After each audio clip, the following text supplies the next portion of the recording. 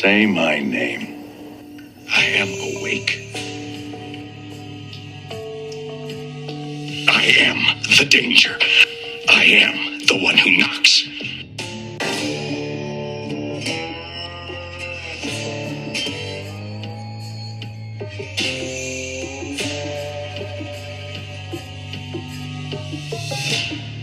Welcome to Breaking Into Breaking Bad with Clifford and Caleb Humphrey. This is season 1, episode 7.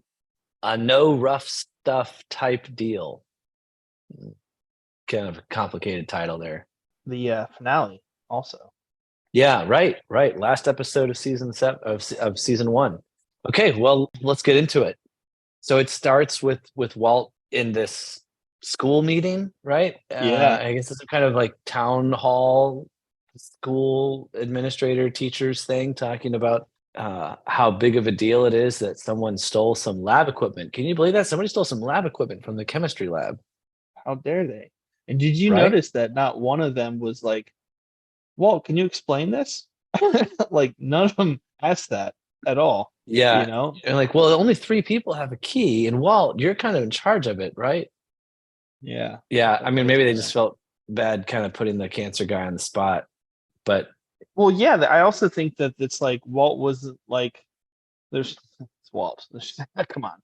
There's no way he's obviously not involved, you know? right. I mean, he wouldn't know a prisoner or a criminal if he was close enough to give him a hernia check, right? Exactly. Is that what Hank said Exactly. last time? Hmm. Yeah, so that says more about what Walt's previous life was like. He was so Exactly. lame that no one could possibly have imagined him capable of any kind of Yeah. He was looked shenanigans. over for any kind of, yeah, like you said, shenanigans. Yep. Yeah. So what I thought was interesting is that he doesn't come off when they're talking about like we're going to find this guy, we're doing extensive investigations, like we're taking this very seriously. You look at him and he's not showing 1 ounce of nervousness or guilt. Hmm.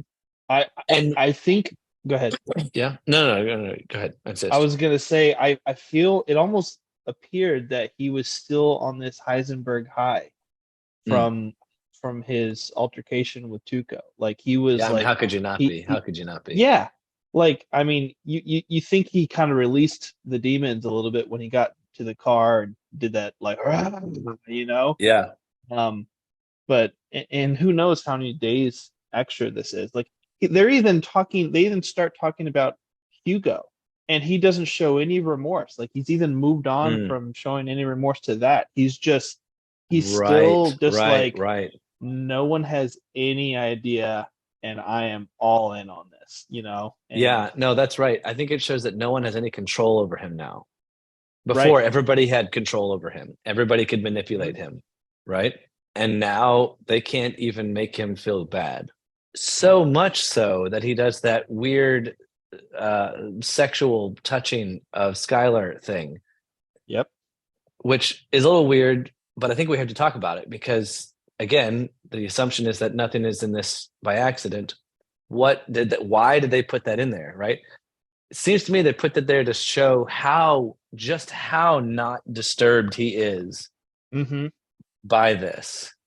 Yeah, That and he's he's building confidence also, you know, right. like and just coming from a little bit of experience from my past work being in loss prevention that we've kind of talked about, whenever I would see a shoplifter come in and steal something and get away with it, say I didn't see a complete, you know, whatever I needed to Hmm. see, Right. but they got away, I could almost guarantee that within 48 hours that same person will come back to that same place and steal again because they would go home and they would just feel this high and this confidence like, oh my gosh, I am the best thief there's ever been. And they would just come back and I could just literally just watch that one aisle or whatever it was. And then I Yeah. catch him the second time, you know? No, So like no, he's kind of doing that right now. you're not lying. I've heard you tell those stories many times about how often that's happened. Hmm. And kind of in the same vein, you've talked about how so part of the loss prevention thing is you would be constrained legally in all kinds of ways. You wouldn't be able to put a finger on somebody that if you identified that they stole a specific item and you know exactly where it was on their body, right? Right. You would have to follow me here, like psychologically dominate them to Mm-hmm. convince them without physically touching them. Sir, can you, Yeah. or ma'am, can you, I'm going to have to ask you to step back inside the store because they have to step out. So they have to cross the threshold, right? Yeah. Last point of Right. So, sale.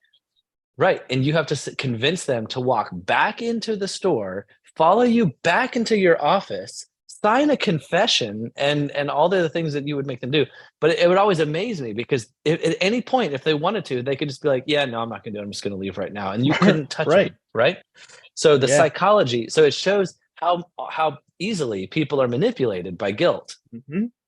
Right. If Yep. you catch them deep red handed, the human reaction is to kind of cave and say, oh my Mm-hmm. gosh, you got me. I will got do me. whatever you Yep. want me. Right. Not Walt.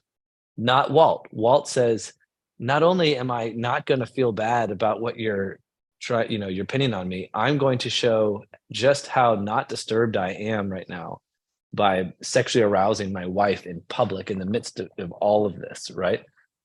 Yeah. And let's talk about her reaction. She has never seen this side of Walt, or at least hasn't seen it since they were dating, in college or wherever, whenever Yeah, it was. So she's just at first, she's like, what? What would you yeah, wait a second? Like this right, is right, different, you know? right, right. And as it comes out later on when they're in the doctor's office, she sees that as a sign of not just virility, but of sort of health over his cancer. Yeah, but back up a little bit. When they were in the car right after the meeting, Shaking she the said, "Where minivan. did that Yeah, come? Where did that come from?" And he said, yeah, "Because it was illegal." right. No, So that's key. Let's talk about he that. is, Yeah, yeah, he is on this high of just like, what else can I do to keep this going? That's bad, because he's yeah. just loving. So making love in the minivan in the school parking lot. Hmm. Yeah, I guess it's illegal. I mean, he's breaking like some sort of propriety rule, right? Yeah, right. Yeah, But he also knew touching her like that in public was, I don't know, he was naughty or wrong, whatever. But he was definitely getting a high off of the fact that it was a public offense, right? yep. It shows that he's flouting some standard that we should say, well, you don't have to write it. It doesn't have to be written down. You just know that you don't do that, right? Like, Hmm. what do we call that thing? Mores, maybe, like the ways of a people, like in our, where we're from, we don't do that around here, Right. he's showing a kind of, if you wanted to go philosophical here, like Nietzsche would say, he's overcoming himself, right? Through a kind of willpower to overcome any kind of compunction that he would have once had to not do that. He's overcoming all of those things and Hmm. sort of flouting his how much he doesn't care about that, Yeah. right? And again, not just in a neutral space, but in a space where he's supposed to be feeling guilty. Right. Well, I think the biggest theme of of of this episode and the end of last episode, and you're going to see this kind of play out, is the beginning of his back and forth of Heisenberg and Walt, his Yeah, Jekyll and Hyde, right? And you right. can Yeah, kind of yeah, see when it is the Jekyll and when it is the Hyde. And for him, it's the Heisenberg and Walt. And when Heisenberg is there, it's just this personality of super confidence. I can do no wrong. This is what I'm going to do. He knows what to do. And when it goes yeah, to the Walt area, there's still some areas. Like I think there was the part where he was like, all right, Jesse, we're going to just cook, 4 pounds, and this is what's going to be. And then Jesse's like, what do you mean? We have no pseudo. You didn't even think about all of this area. See, like that was like the amateur Walt doesn't know what he's doing. And then Heisenberg yeah. steps in and was like, okay, you know what? We're gonna do 4 pounds and we're gonna do it with the methylamine cook. And it's just you see it play out. Now that Heisenberg has been introduced, it's the Jekyll and Hyde. It's Yeah, it's yeah. it's tough. No, that's really good. And to go back to a word you used earlier, demons, it's almost like a demon has come into him here that Hmm. manifests itself in various ways. That really is, if you sort of, I don't know, if you compare it to demon possession movies, right, where there's a complete personality shift too, Oh right? And yeah. you see this in scripture, right? Like the guy who's got the legion of demons, right, his whole like personality, his whole demeanor is kind of different after Christ sends them all into the herd of pigs. So there's kind of precedent for this in ancient holy scripture, but also, as you mentioned, Jekyll and Hyde, classic literature. We've seen this before. Okay, let's keep going with the show. So yeah, so because it was illegal, that was part of the high. What else can I do that I can do that is just because it's illegal? Right. So and to your point that he's kind of fluctuating, right? So sometimes Hmm. he's very confident and he's following that. Other times he's not. So when they meet with Tuco and he's got this picky kind of bag of crystal, and he's like, "Well, I'm sorry, we couldn't really get any more. We had some problems," right? And Tuco's like, "This is completely unacceptable. You wasted my time." Right. That's what triggers Heisenberg, right? Right. Yeah, and And maybe you know this a little bit more than I do, but like in the Jekyll and Hyde scenario, was it Doctor? Dr. Which Jekyll, yeah. Okay, yeah. So Hyde would almost choose when to come out, Hmm. and Jekyll had to kind of restrain him, right? So in this thing, I look at it as Heisenberg is just waiting for his time to, pounce. Like so, like you said, like he just said, oh, we had some manufacturing problems or production problems, and then he goes, this isn't gonna work, and then he goes, I want all of it, and how about 4 pounds? And like that was Heisenberg coming out. Um, Yeah. It's been ages since I've read that book. I think it's by Robert Louis Stevenson. Kind of want to go back to it now. But I think what he's pointing to, what Stevenson's pointing to, is the capacity that we have, right? Once we follow certain obsessions, to really have a complete personality split. And we see that here. And in a way, the thing that seems to trigger Heisenberg in Walt is this pride, right? When Tuco kind of reminds him, "Oh, you're pathetic. I can't believe you mhm. did this." What does he say? Like, you guys do bad business or something. He goes, is this Uh, how you? he demeans them in some way and says, "Y'all are bad businessmen. Like, this is pathetic. You guys Right. are, Yeah. beneath me."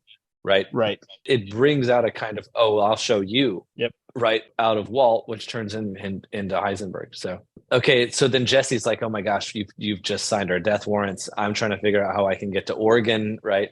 Yeah.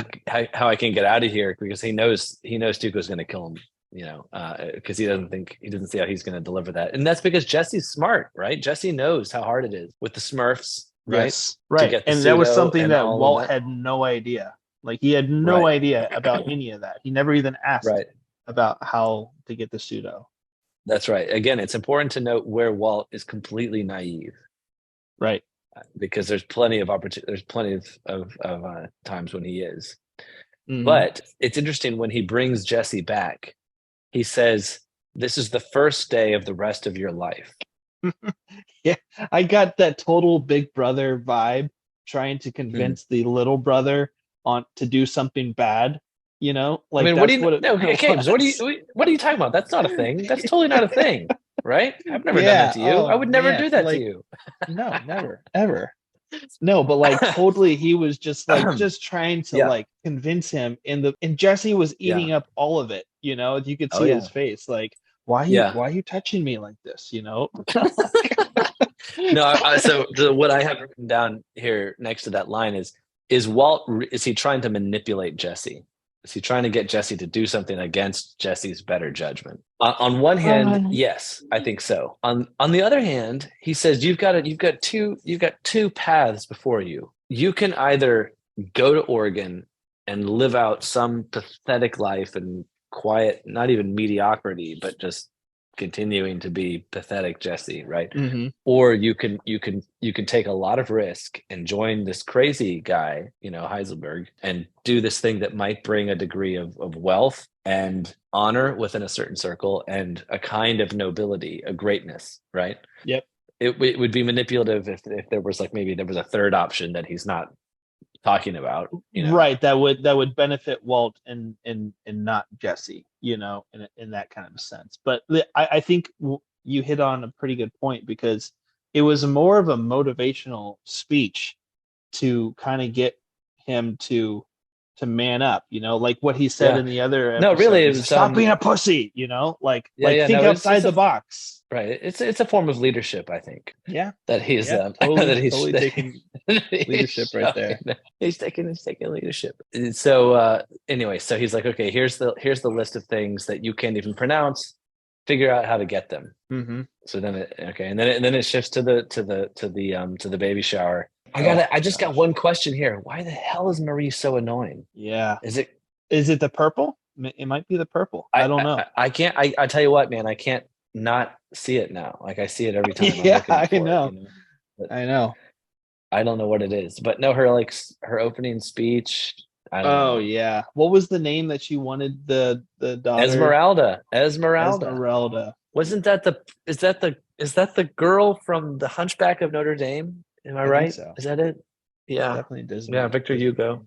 Yeah. Well, Victor Hugo novel. Yeah, but she's very, very annoying. And at one point in when they're going through all the presents again, and Skylar opens up the $600 tiara, Oh my gosh. the camera goes over to Hank, and Hank, you could kind of just see this emotional disgust, and it's like, does he know about? Yeah, right. Does he know? Marie, or is he not just $600 missing from that she just spent $600 on this freaking thing that's going to be on a child's head for a month, and then that's it?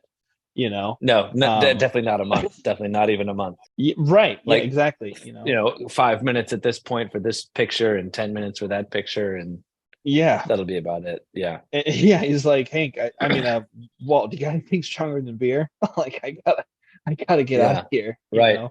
I love it. And then they go out and they smoke cigars. The guy with the lung cancer smoking cigars. I know, but did you hear? I loved Walt's response. He's like, Hank, I already got cancer, Yeah. And so it's just like, good point. Like, you're not. Yeah, you got to live a little bit, At that point, right. I mean. Well, okay, but then Hank makes this line. He's like, yeah, I guess forbidden fruit tastes the sweetest. Yep. Right? Which is exactly the parallel with with Walt's line earlier, that it's because it is illegal. Yeah. Right. And then he talks about the whole, if we're in 1930, what we'd be drinking right now is illegal. And what about next year? Yeah, no, that was kind of philosophically kind of interesting line, right? Because he's playing with the idea that all law is completely arbitrary, and that there's no sort of natural standard, that a natural standard of justice that transcends history, right? And he's kind of throwing this idea out to Hank to kind of see how Hank will react to it, right? And Hank's a very simple-minded guy, and he's sort of like, well, it's the law of the land now, and people who think it's not are going to have a really harsh reality. But he acknowledges the claim that forbidden fruit does taste sweet, right? And so while Walt is enjoying this cigar, Walt's also thinking, and I get a kind of high, a kind of rush off of doing. And then I think it's right after that the scene then switches to Jesse's house, and they're thinking about how they're going to get this. What's the name of that chemical? Methylamine. And Jesse's like, well, we're going to have to like pay these thieves to get it. Mm-hmm. And I'm thinking $10,000. This was fascinating. Old Walt. What does old Walt do? He's the rational guy, right? He writes down the pros and the cons. He'd make a list and be like, okay, $10,000 to pay these guys to take on the risk of getting caught and going to prison to steal some methylamine. If we do it, we go to that really sucks. We don't know what we're doing. We're not thieves. Right. So one thing no. Right. He's not thinking about that anymore. He's not thinking pros and cons. He just thinks, man, you know what? Stealing, that sounds actually kind of fun. What if we do that? Right. It's illegal. Let's try that now. his knee-jerk response is not to, okay, let's weigh things here. It's Yeah. how do we Right. solve this problem? And then he Mhm. automatically sees the Etch-a-Sketch, and then he thinks of like, oh, boom, there's the steel door problem, and then we'll figure it out from there. Like Yeah. Yeah. No, completely changed. right. I was asking myself throughout this whole thing, why is chemistry such a strong theme throughout the whole show? He says it Like, in episode 1. what does he say? He says the books and stuff say that chemistry is the study of matter. But what I like to think of chemistry is the study of change.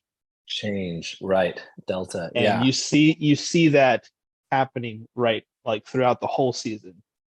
Like slow Right. change, we see rapid change, we see slow change, it's like everything Yeah. is just changed to him. But it's also, I think you're right. I think it is that, but I think it's also the manipulate. I mean, it's almost like witchcraft. It's the manipulation of natural phenomena for your own end, right? So he's going, whenever he has a problem, he's using natural materials in such a way that only like a witch doctor would know, right? And he's kind of a witch doctor, right? Yeah. To be able to achieve kind of nefarious ends, Mm-hmm. right? And so, but see, now I really think, I mean, maybe I'm wrong here, I don't think he was thinking, gosh, I just really don't want to lose $10,000. I really think he's thinking, oh man, I can use chemistry to achieve this other challenge, to overcome Illegal this challenge. challenge. Illegal challenge. Absolutely. That's why it's Yep. fun. Yep. And chemistry will help me accomplish that. Right. My knowledge of natural phenomena, right? And so I think when he's emptying all the Etch-a-Sketches into the thing, like he's playing in his mind like that story of World War II and blah blah blah blah blah and the gun. Oh And man, it's just such a I think rush. he's thinking. I think he's thinking of the nobility and the grandeur and the greatness that comes with using that knowledge for this purpose, right? Yes. So he's getting kind of high on that. And poor Jesse, he's just like, What? this is No, this is so- crazy, you know? Yeah. Yeah. I mean, it's a lesson. You don't want to hitch your wagon to a guy who's got very little to lose. Right. So there was one right before that all this happened. I thought it was pretty Yeah. telling. I think I had Okay. mentioned in the last episode how it appears that Walt is becoming better at lying.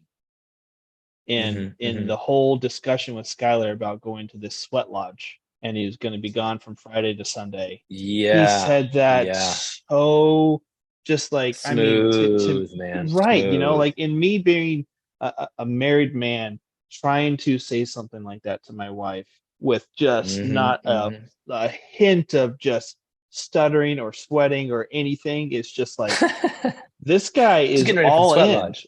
Yeah, exactly. Yeah. This guy was all in on and you got to think, all right, well, Heisenberg's talking to Skylar, right? Because there's no way that Walt would be able to do that. Right. But man, that was seeing how he talked, just not one little thing, and yeah. No, smooth as the crazy. scotch I'm drinking here right now. Yeah, Mm-hmm. no, it's true.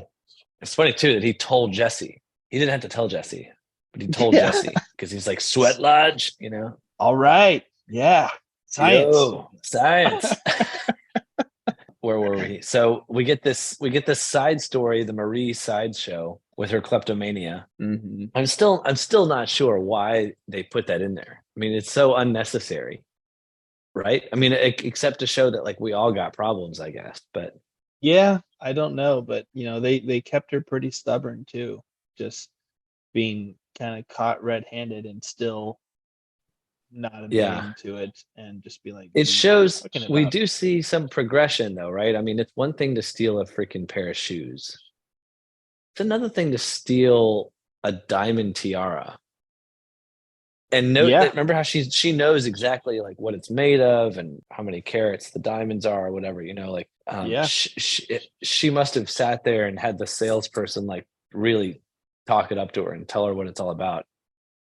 And she's playing off to, and this is related to Walt. I think she's using the fact that she looks very innocent, right? She doesn't look like you'd imagine like a jewelry thief, right? She's kind of like like a nice aunt, and she uses that, so she people trust her implicitly, and then she Mm-hmm. steals. But the what's the word? Embedding, what's going up? The ante is going way up, right? Like Right. we went from I don't know, $60-$80 pair of shoes to a $600 baby tiara. I didn't even make you Yeah. buy those things. Anything over 300 is a felony. So Is that just true? that's true. It's So I she could literally have caught been. somebody once that stole something for $2.99 and like 60 cents, and you don't use sales tax, so that was a misdemeanor. Boom. That guy knew what he's doing. Misdemeanor, not a felony. Yeah. Yep. Yeah. Professional. Yeah. Respect. Yeah. Absolutely. Okay. Well, You're whatever's right. going on Yeah, Marie is definitely she's kind of up, climbing the ladder of yeah. she's got her Right. own Heisenberg, I guess, that we just haven't really figured out yet. Yeah. And I'm guessing that that's going to be a little bit, it's going to be made more clear as we go on. All we can do now is just notice it. It's Right. it's really getting out of control, and she's taking some huge Mhm. risks. Okay. Exactly. So on Marie, though, when he comes back from the quote unquote sweat lodge and he's sitting there on the couch and he has the conversation with Skylar, who's exasperated, confused, and just, exasperated, confused about her sister. She's like, I can't believe Mhm. she did that. And then Walt says, well, if it's for the family. And she's like, what on earth were you smoking at that sweat lodge? Yeah, So let's exactly. talk about that for just a second, right? So Walt's making this claim, like, well, no, like if it's for the family, anything is okay, right? Right. Which is a kind of somebody would say it's like a very Machiavellian logic, right? That the ends justify the means. You think he was Um, prodding her at all? Hey, what I think would you do if that was me?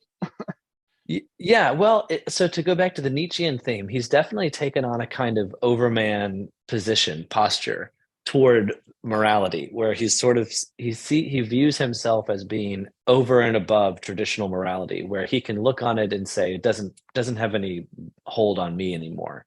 I disdain it. Mhm. It doesn't have the power to make me feel guilty anymore.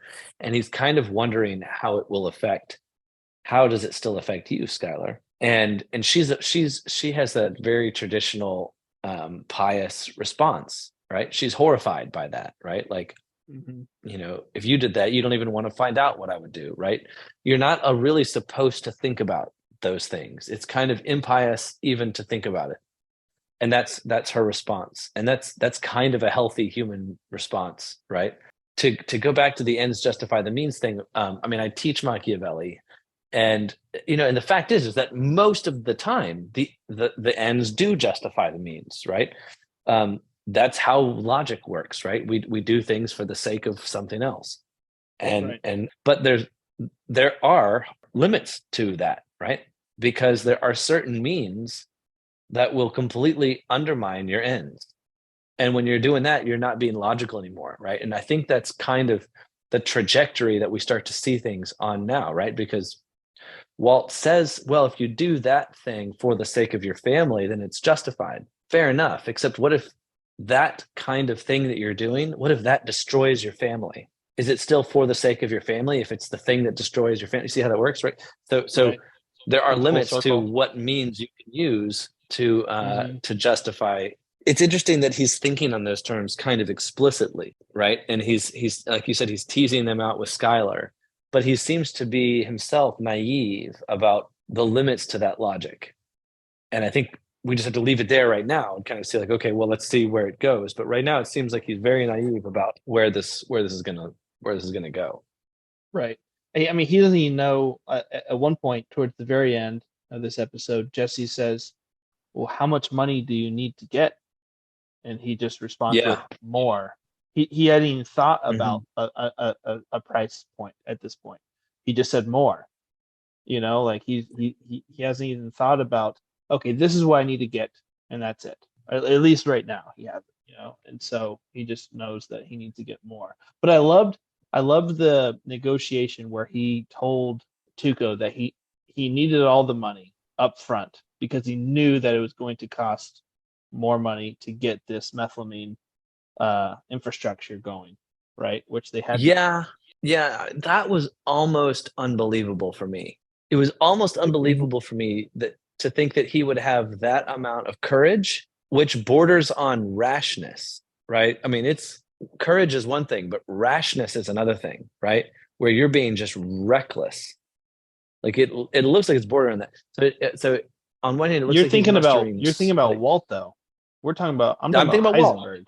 Well, there Heisenberg you is go. There not you go. Heisenberg is not rational. He's thinking of he's already thinking of the next step in this sense. Like I gotta assume why else would they need 70 grand when they don't need it for anything other than they have to get this other stuff because he knew that pseudo Right. was out of the Well, question. yeah, no, and that was the other half of what made it unbelievable for me was that he knew he did those calculations that quickly in his head and knew I'm going to need an investment in order to purchase certain things. That like how maybe Heisenberg is kind of crazy, right? Like he's mad, and I think about this line from G.K. Chesterton where he says that we think that mad people who are mad have lost their reason. And he says, but that's not true. He says people who are mad, they've lost everything but their reason, their pure reason. Like they reason in such a way that they've lost all kind of what we might call reasonable fear, right? And passions that for a normal person factor into their calculations, right? But Heisenberg's just thinking, he's sitting there talking to this drug dealer who's capable of supreme violence. Mm-hmm. And he's like, no, I'm going to need all of your money. I'm going to need you to trust me completely in a way that you've never interacted with anyone before who's asked for this much, right? And looks like like I do, like a kind of like weird old man, Right. not The your idea of typical having drug dealer guy, right? consequences is completely foreign to That's right. to him. That's right. Like he's not thinking about it at all whatsoever. Right. Which is very selfish too, because he's kind of throwing Jesse along with him. Great point. No, that's right. He's being reckless. He's been reckless with people we've already seen who've suffered, right? So Hugo, right, already suffered, and who else did? It's one other person I can't remember now. Well, Jesse, Emilio, and Crazy 8. Yeah. May they rest in peace. Raspberry slushy, is that what I said? Which also we did confirm that Walt did flush Crazy 8 down the toilet. I picked that up in this 13th try of trying because to Jesse says two guys have been flushed right. down He goes, my toilet. I can't take a shit in this bath in the house at all after having two bodies down the toilet. That's the other thing they haven't talked about. Like the whole at the first episode when or the second episode when Walt says, all right, we're gonna cook here, and Jesse's like, no, we're not gonna cook here. This is my home. This is my domicile. Oh, right. And then when the RV breaks, they're like, oh yeah, let's go downstairs. Like he was totally fine with it at that point. But then with the open house, just a curveball also, it's just Yeah, no, that was comical. Yeah. Well, so the interactions with Tuco, I mean, though he's a very violent, kind of crazy guy, he's actually kind of likable in my opinion. Oh yeah. For sure. Do you get what I'm saying? Like Tuco's kind of crazy, and the way he's definitely so insecure. Yeah, and so insecure, right? The way he beats up somebody who's like, you think I can't talk for myself? Yeah. No, he's definitely got the I would hate to have a boss like that. My gosh. Of a 10th grader, but he that's giving him a lot of credit, I think. But it doesn't give him much to lose it. All the guy said was make sure you remember who you're working for. Right. No, that's a good point. That's what Jesse is always thinking about. This guy is like a stick of dynamite. You don't want to toss him around, right? There's no telling when he's just what's going to set him off, because this guy put Jesse in the hospital, right? I mean, Yeah. He's not. See, Jesse, to Jesse's your very point, aware Jesse is still thinking rational. He is about thinking of their consequences. last Right. yeah, he's still thinking of their last encounter and how it went poorly for them. And Right. Walt, Right. or should I say Heisenberg, is not Mhm. thinking of that at all. At all. Right. Right. Yeah. So Jesse's still rational in that he still has reasonable fears Mm-hmm. that Heisenberg doesn't have at all. Right. That's what makes Heisenberg kind of mad.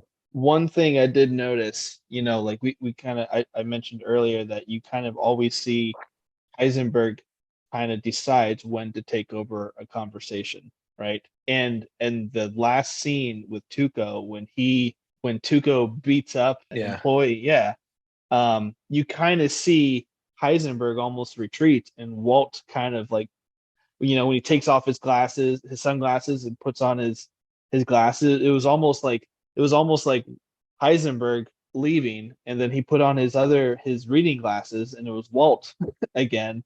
And you see his wait a face, minute. I didn't pick up on that. During when he's getting beat up, when the dude's so getting when beat up. when he's getting beat up, and Walt kind of goes in to help, and then the other big guy was like, "Hey, no." The big guy. And yeah. the other Tuco guy, right? And then he says, "All right, Heisenberg, I'll see you next time, next week, whatever." And then they carry the guy to the car, and then they leave, and you just see Walt and Jesse both with their sunglasses on still, right? And then Walt takes off the sunglasses, or sorry, let me make this better. Heisenberg takes off the sunglasses, and then Walt puts back his reading glasses, and they just kind of, yeah, the look of despair, and then they kind of walk away, and that's when the credits come up. yeah. To me, it that's looked like really that was the interesting. first time that Walt kind of took over that, or maybe it was Hmm. Heisenberg freaking out. I don't want to play too much into this, like two different personalities, but in this episode is when we really see Heisenberg for the first time in a full episode. And, like he overtaking Walt in so many instances. And at the very end, I think that's when he kind of gets on with like, whoa, this guy is nuts. What have we done? Right. Yeah. So Heisenberg, when he puts the sunglasses on and the hat, right? That's kind of the hat. complete Heisenberg Correct. outfit, right? What is it Yep. about sunglasses? I mean, it kind of hides the person. I mean, that can be a complete disguise. You know what I mean? You cover the eyes, Right. Well, and I think you almost can't identify the person. I mean, it's weird. Yeah, I mean the sunglasses were there, and I just used the sunglasses and the reading glasses as a point where one left and one came on, but the hat No, it's I think was pretty telling. no. I think you're right about the glasses, because I mean, I don't know if it's necessarily like a trope in literature, but I think about the novel The Lord of the Flies. Did you ever read that? Oh yeah. So if you remember Piggy, the little fat kid? I'll never forget when he Never forget Piggy. Spoiler Yeah. alert. Spoiler It alert, was yeah. just But you remember Piggy has the glasses, right? Uh-huh. And Piggy's the smart one, right? And throughout the story, Piggy's the one who's able to use reason when Ralph and what's the name of the choir boy, the evil kid? Way too far for me. Yeah. Well, they're both sort of overcome by passions in a way, but Ralph is kind of pure reason. And I've heard it said that the glasses represent reason in that story, right? And in here, that's sort of when Walt's reason is restored, when he puts the glasses back on, when he takes the sunglasses off. Which what do sunglasses do, right? I mean, they protect your vision from you from sun rays, but they honestly kind of make it hard to see in some ways, right? They darken your vision. Mm-hmm. And what do reading glasses do, right? They enable you to see better. Right. I don't know. Maybe we're reading into it a little too much, but I think it's maybe a little bit. I mean, the fact that but again, I don't. Jesse were wearing it, and it was more of like a but if you remember, trying to be somebody they're not.